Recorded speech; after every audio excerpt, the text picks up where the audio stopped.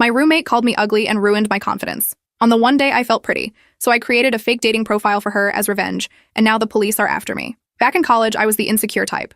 The type to glance at myself on every reflective surface I pass by. The type to change outfits 5 times before going out with my girlfriends. The type to spend every weekly paycheck on falsies, acrylics, and new makeup or skincare. But there was one thought that kept me sane. People probably don't see me as ugly as I see myself, but my roommate Tiffany made it her mission to prove me wrong. At first, it was subtle. She would never like or comment on my posts, while being the world's biggest hype queen for our other friends. She'd never give me compliments, even if I complimented her. But after a month or two, it escalated. She started cropping and even photoshopping me out of group photos. One time, Tiffany even spammed me with like 50 glow-up tips YouTube videos in one single day. But still, none of this was bad enough to raise any alarm bells, because I figured that if I wasn't so ugly, she wouldn't have to do all that. So in my head, it was basically my fault. I know that sounds pathetic, but that's just how you see the world when you're insecure. Anyway, one time, we were all getting ready, me, her, and 4 of our other friends, in our dorm. I remember being really excited because it was St. Patrick's Day weekend. At this point, we had already started drinking, which meant I was just tipsy enough to not feel so insecure. "I'm so glad you're wearing makeup, Abby. Maybe a guy will actually choose you," Tiffany exclaimed, making my smile falter. All our friends turned to look at her with disdain. You see, she usually only said stuff like this in private, but I guess I had let it slide so many times that she finally got the confidence to say it in public. Well, I genuinely took what she said as a compliment. So I just thanked her, and soon we were all getting groovy to Justin Timberlake again. And then came the best part of the night, picture time. With me behind the camera, of course. I was yelling out advice for poses when Tiffany turned to our friend Grace. "Wow, Grace, I mean just, wow, like look at you." So we all started hyping her up. And that's when she said, "Hey, Abby, you look pretty good too." Wow, thanks, Tiffany. With makeup and from a distance, that is. My mouth was hanging open. Our other friends turned to her with a what the F look on their faces. I felt tears sting my eyes and proceeded to handle the situation how any mature 21-year-old would. Now does that? I locked myself in the bathroom and cried on the bathroom floor. All I could make out from outside was the sound of angry whispers and murmurs, while Tiffany repeated the words, "I was just being honest," over and over again. By this point, I had already decided that I wasn't going out anymore, so I started washing my face with water, trying to sober up. And that's when my master plan hit me. While they all argued, I downloaded Hinge and made Tiffany a cute little profile. Luckily, she had over 200 posts on her Instagram, so finding photos wasn't hard. I screenshotted the most revealing ones and spent 5 minutes really badly photoshopping her peach. In the midst of this, I could hear my friends banging on the door. "Tiffany doesn't speak for all of us, Abby. F what she thinks, let's go. Get your beautiful A out here." What they said actually made me smile, but I wasn't budging. And after an hour of failed convincing, they finally gave up and left, including Tiffany. Drunk me was filled with unruly levels of chaotic excitement. I made her a realistic but very desperate Hinge profile and set the distance to boys in a 3-mile radius. And without thinking, I spent $50 on a premium Hinge subscription and sent a like to every damn boy on that app. What's your opinion on biting? Would I be in danger if I sat on your lap? What would you do if I whispered your name with no clothes on? Are some of the tamer opening messages I sent. I even giggled when I saw some of her boyfriend's friends there, because most of them agreed to meet up in F, as long as Tiffany kept it a secret. Other than one friend, who told her he would expose her. I fake begged him not to, and even offered him intimate favors in exchange for his secret keeping. But he said he would anyway. And from there, I cleared all traces of the app on my phone, went to bed, and slept like a baby. I woke up at 4 a.m. to 27 missed calls. None of them were from Tiffany. Our other friends Grace, Patricia, Elizabeth, and Emily had all been trying to reach me. My stomach dropped. Something was seriously wrong. I called Patricia first. She picked up immediately. "Abby, where have you been? We've been trying to reach you all night." I groggily explained I'd been asleep, then asked what was happening. Patricia's voice dropped to a whisper. "It's Tiffany. She's in the hospital." My blood ran cold. Hospital? Had she alcohol poisoned herself after our fight? What happened? I managed to ask. Look, I can't explain over the phone. Meet us at Memorial Hospital. Now. I threw on clothes and ran across campus to my car, heart pounding. On the drive over, my mind raced with possibilities. Had Tiffany hurt herself? Was this somehow connected to my stupid Hinge prank? At the hospital, I found my friends huddled in the waiting room. Their faces were grim. Grace had clearly been crying. When they saw me, there was this weird moment where they all just stared, like they weren't sure what to say. Patricia pulled me aside and explained in hushed tones. After leaving the dorm, they'd all gone to a frat party. Tiffany had split off from the group at some point. Around 2 a.m., she texted Patricia saying she needed help, saying something about David, one of Alex's fraternity brothers. By the time they found her, she was hysterical, clothes torn. David had shown her screenshots of the Hinge messages. He'd said she was playing hard to get after sending messages like that. He said she had been asking for it. Patricia couldn't finish the sentence. She just said Tiffany had been R-worded. I felt the floor drop out from under me. Tiffany had been assaulted because of messages I'd sent. Messages that weren't even from her. The worst part, Patricia continued, is that Alex broke up with her. He thinks she really was messaging guys on Hinge. He won't even visit her here. I stood there, unable to breathe. And my stupid, petty revenge had led to something horrific. Something unforgivable. And only I knew the truth. "Where is she now?" I asked, my voice barely a whisper. "Room 302. Her parents are flying in. Police are involved." Patricia looked at me closely. "Abby, you look like you're going to be sick. Are you okay?" I nodded mechanically and excused myself to the bathroom. Once inside, I locked the stall door and threw up everything in my stomach. This couldn't be happening.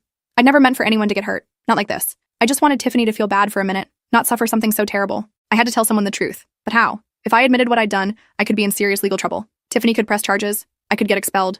My entire future could be ruined. But if I stayed silent, an innocent girl would suffer while her attacker might walk free claiming he was led on. I splashed cold water on my face and looked at my reflection. For once, I wasn't checking if I looked pretty enough. I was searching for any sign that I was still a good person who could fix this. I stared at myself in the bathroom mirror, barely recognizing the person looking back at me. Dark circles had formed under my bloodshot eyes, and my face appeared ashen and drawn with worry. My stupid revenge prank had caused something unimaginable. I gripped the sink so hard my knuckles turned white, trying to steady myself as waves of nausea threatened to overwhelm me again. The fluorescent lights buzzed overhead, casting harsh shadows that only intensified my growing sense of dread and culpability. Finally, I dragged myself out of the bathroom and back to the waiting room. My friends were still huddled together, looking shell-shocked. Their hushed conversation stopped abruptly when they noticed me approaching. Patricia glanced up when I approached, her normally bright eyes now red-rimmed from crying. "They're letting us see her in small groups," she said quietly, fidgeting with the visitor's pass in her hands. "Do you want to come with me?" The thought of facing Tiffany made me physically ill, but I nodded anyway. As we walked down the sterile hospital corridor, our footsteps echoing against the polished floors, Patricia filled me in on more details. David had been arrested, but was already out on bail. His fraternity brothers were rallying around him, claiming Tiffany had been sending signals. The thought made my stomach twist into an even tighter knot of guilt. When we reached room 302, I froze outside the door. The steady beeping of medical equipment filtered through the partially open doorway. Patricia gave me a gentle nudge. "She needs her friends right now," she whispered, though I couldn't help wondering if I even qualified as Tiffany's friend anymore. The Tiffany lying in that hospital bed looked nothing like the confident girl I knew. Her face was bruised on one side, her bottom lip swollen. Her eyes were vacant, staring at the ceiling. The hospital gown seemed to swallow her usually vibrant presence, making her appear smaller and frighteningly vulnerable. She didn't even acknowledge us when we entered, though the slight tensing of her shoulders suggested she was aware of our presence. "Hey, Tiff," Patricia said softly, moving to her bedside and carefully taking a seat in the plastic chair. "Abby and I came to check on you." At the mention of my name, Tiffany's eyes flicked toward me. For a split second, I saw something there. Confusion, maybe? Then her gaze returned to the ceiling, fixed on some invisible point that seemed preferable to facing reality. I stood awkwardly at the foot of her bed, unable to form words. What could I possibly say? Sorry my fake Hinge messages led to you getting assaulted. The guilt was crushing me, constricting my chest until it felt nearly impossible to breathe in the antiseptic-scented air. Patricia chatted gently to fill the silence, telling Tiffany that everyone was thinking about her, that her parents would arrive soon from their business trip in Chicago. Tiffany remained unresponsive, occasionally nodding slightly, her fingers absently plucking at the thin hospital blanket covering her legs. After 15 uncomfortable minutes, a nurse came in to check Tiffany's vitals, giving us a reason to leave. In the hallway, I turned to Patricia, leaning against the wall for support as my legs threatened to give way beneath me. "I can't believe this happened," I mumbled. It was the only true thing I could say. "I know, and the worst part is, everyone's talking about those Hinge messages. Half the campus thinks she was asking for it." Patricia's voice cracked. "Someone even made posters with screenshots and hung them in the student union. Campus security took them down, but not before everyone saw." My stomach lurched again. The messages. My messages. How did they get the screenshots? David's fraternity brothers have been sharing them everywhere. They're trying to protect him. Patricia looked disgusted, running a hand through her disheveled hair. "Alex won't even return my calls. He thinks she cheated." Back at my car, I sat with the engine off, trying to think. The dashboard clock blinked 4:37 p.m., but time seemed meaningless now. I needed to tell someone the truth, but the consequences seemed overwhelming. If I confessed, I'd probably face criminal charges. Identity theft, fraud, maybe even some responsibility for what happened to Tiffany. I'd be expelled for sure. My entire future, gone. I drove back to the dorm in a daze. Our room was still empty. I sat on my bed, staring at Tiffany's side of the room. Her perfectly organized desk, the photos of her and Alex taped to the wall, the string lights she'd hung to make the institutional space feel homier. I picked up my phone and opened my browser. I Googled consequences of identity theft and spent 30 minutes reading legal articles that made my situation seem increasingly hopeless. Then I searched responsible for someone else getting assaulted, which led me down an even darker rabbit hole of legal precedents and horrifying stories similar to what was unfolding in my own life. By evening, I'd convinced myself that coming clean would only make things worse for everyone. If David went free because I tainted the case, wouldn't that be worse than staying quiet? I told myself I'd find other ways to make it right. Anonymous tips to the police about David's character, supporting Tiffany from afar. These pathetic justifications helped me sleep that night, but I woke up to chaos. Elizabeth was pounding on my door at 7 a.m. When I opened it, she pushed past me into the room, still wearing her pajamas and looking like she hadn't slept. "Have you seen this?" She thrust her phone at me. On screen was a campus news alert. Breaking. Campus police investigating online harassment campaign against assault victim. I felt the blood drain from my face as I read the article. According to the report, someone had created multiple fake dating profiles using Tiffany's photos and information. The police were treating it as part of the assault investigation, suggesting that David might have created the profiles himself to justify his actions. Elizabeth took her phone back, scrolling frantically. And that's not all. Look, she showed me a screenshot of a text conversation in a group chat I wasn't part of. It was from someone named Charles in Alex's fraternity, claiming that some girl had used Tiffany's pics to create fake profiles as a prank. Apparently, several guys remembered getting strange messages from Tiffany all on the same night, which seems suspicious. "They're starting to think someone set her up," Elizabeth said. "The timing is too weird. All these messages sent in like a 1-hour window." I sank onto my bed, trying to keep my expression neutral. That's awful. Who would do that?" Elizabeth shook her head. "I don't know, but the campus police are taking it seriously. They're supposedly tracking the IP addresses or something." She sat beside me. "You okay? You look pale." "Just tired," I mumbled, and worried about Tiffany. After Elizabeth left, I paced our small room in a panic. IP addresses, credit card information. The technology trail I'd left would lead straight to me. It was only a matter of time before I was caught. That afternoon, I got an email from the dean of students requesting a meeting the next day to discuss recent events. No further explanation. My heart nearly stopped. This was it. They knew. I barely slept that night rehearsing what I would say. Should I confess immediately? Try to explain? Deny everything? By morning, I'd settled on telling the whole truth. The guilt was eating me alive, and maybe if I came clean voluntarily, they'd be lenient. The dean's office was intimidating. All dark wood and serious-looking diplomas on the walls. Dean Adams, a stern woman in her 50s, gestured for me to sit across from her desk. "Thank you for coming in, Abby," she said, shuffling some papers. "As you know, we've had a serious incident involving your roommate." I nodded, my mouth too dry to speak. "In cases like this, we gather information from everyone close to the victim. I understand you and Tiffany are roommates. Had you noticed any changes in her behavior recently? Any new relationships or concerning interactions?" My rehearsed confession died in my throat. They didn't know. This was just a routine interview. No, I stammered. Nothing unusual. Dean Adams asked several more questions about Tiffany's relationship with Alex, her general demeanor, her social habits. I answered as truthfully as I could without incriminating myself. As the meeting wrapped up, Dean Adams mentioned, "We're also investigating some online harassment against Tiffany. Fake dating profiles, inappropriate messages, very disturbing stuff. If you hear anything about who might be responsible, I hope you'll come forward." I nodded mechanically and fled her office. That evening, I visited Tiffany again.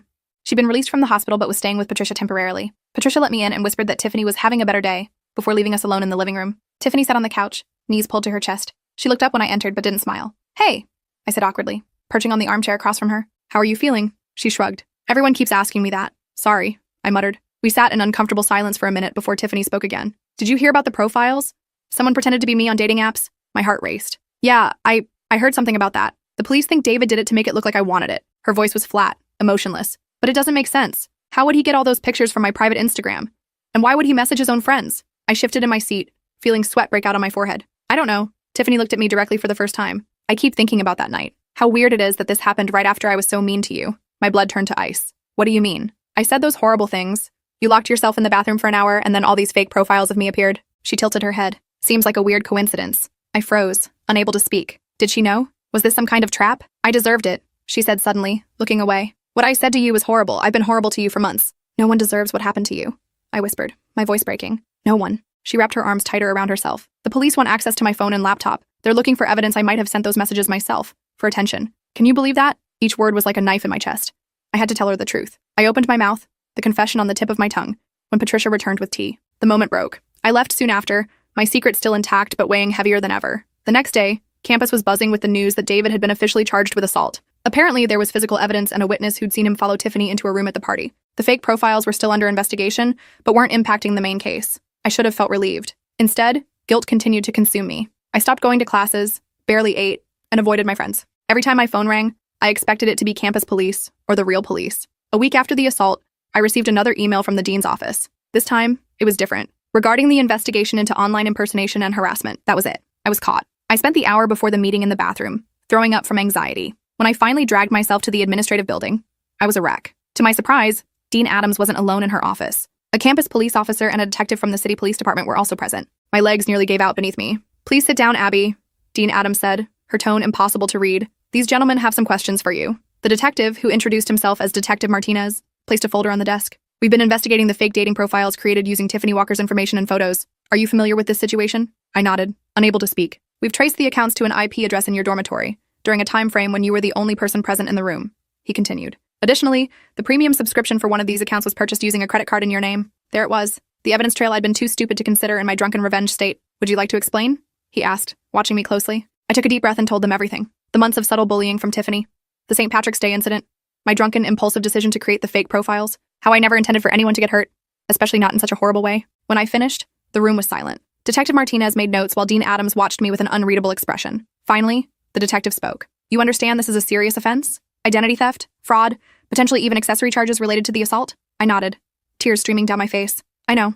I'm so sorry. I'll do anything to make it right." What followed was a blur of legal terms and potential consequences. The detective explained that while they couldn't directly connect my actions to David's decision to assault Tiffany, my creating the profiles had contributed to a hostile environment and potentially complicated the prosecution's case. I left the meeting with a court date for the identity theft and fraud charges, and a notice of disciplinary proceedings from the university. The detective had been clear. I was looking at potential jail time, definitely probation, and almost certainly expulsion. I walked back to my dorm in a daze. My life as I knew it was over. No degree, a criminal record, probably massive legal fees, and worst of all, the knowledge that my actions had unintentionally facilitated Tiffany's assault. I found Tiffany waiting outside our room. My heart sank even further. She must have heard. They told me, she said simply as I approached. Her face was unreadable. I fumbled with my key card, hands shaking. Tiffany, not here, she interrupted. Let's go somewhere private. We ended up at a quiet corner of the campus coffee shop. 2 untouched drinks between us. I couldn't meet her eyes, staring instead at a coffee stain on the table. Why didn't you just tell me? She asked finally. When you visited me at Patricia's, I practically handed you the opportunity. I was scared. I whispered, scared of getting in trouble? Scared you'd hate me even more? Scared I'd make everything worse for you? Worse than letting me think I might have somehow brought this on myself? Her voice was tight with anger. Worse than watching me question my own sanity? I had no defense. I'm so sorry, Tiffany. What I did was unforgivable. Yeah, it was. She took a sip of her coffee. But so was what I did to you? I looked up confused. I've been awful to you, Abby. Deliberately, consistently awful. She set her cup down carefully. I was jealous of you. Jealous? Of me? The notion seemed absurd. You're naturally pretty without trying. Everyone likes you.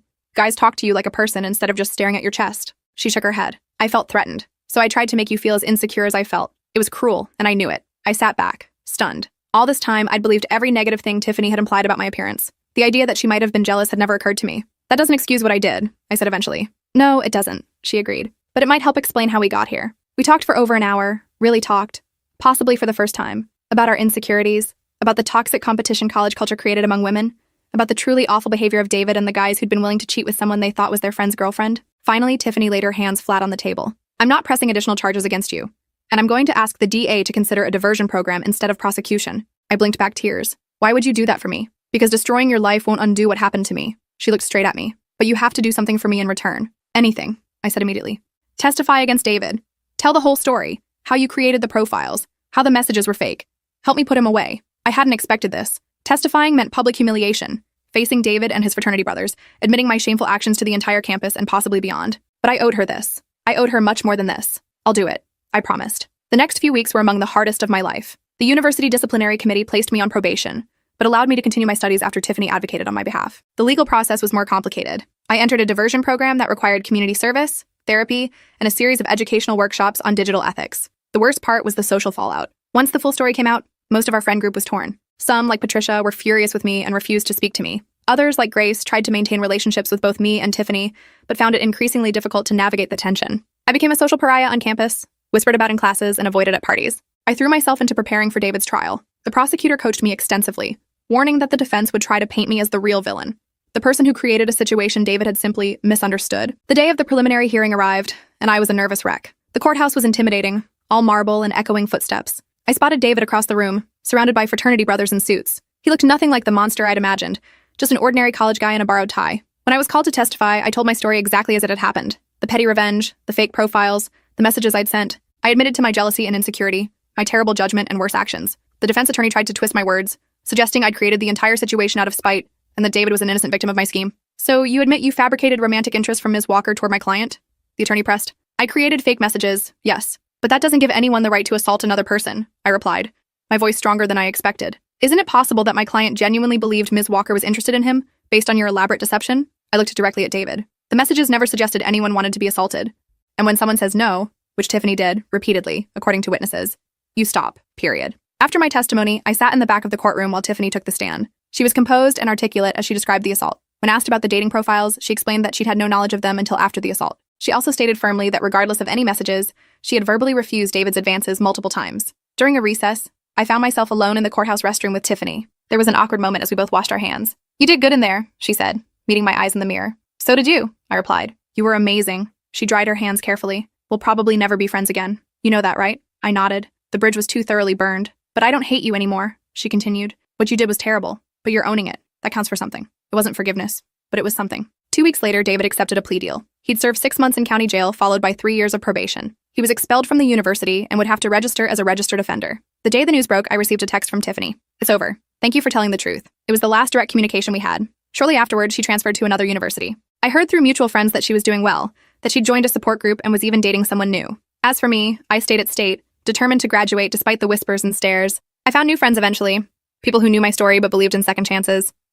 I started volunteering at the campus women's center, sharing my story as a cautionary tale about how petty revenge can spiral into unintended consequences. One night during my senior year, I received an email from a name I didn't recognize. The subject line read simply, "From Tiffany." I opened it with trembling fingers. Abby, it began. It's been almost 2 years since everything happened. I'm writing because I'm doing a project for my psychology class on forgiveness and closure. I've realized I never properly said it, so here it is. I forgive you. What you did was wrong, but what I did to you before that was wrong too. We both played parts in a situation that spiraled beyond our control. I don't regret transferring schools.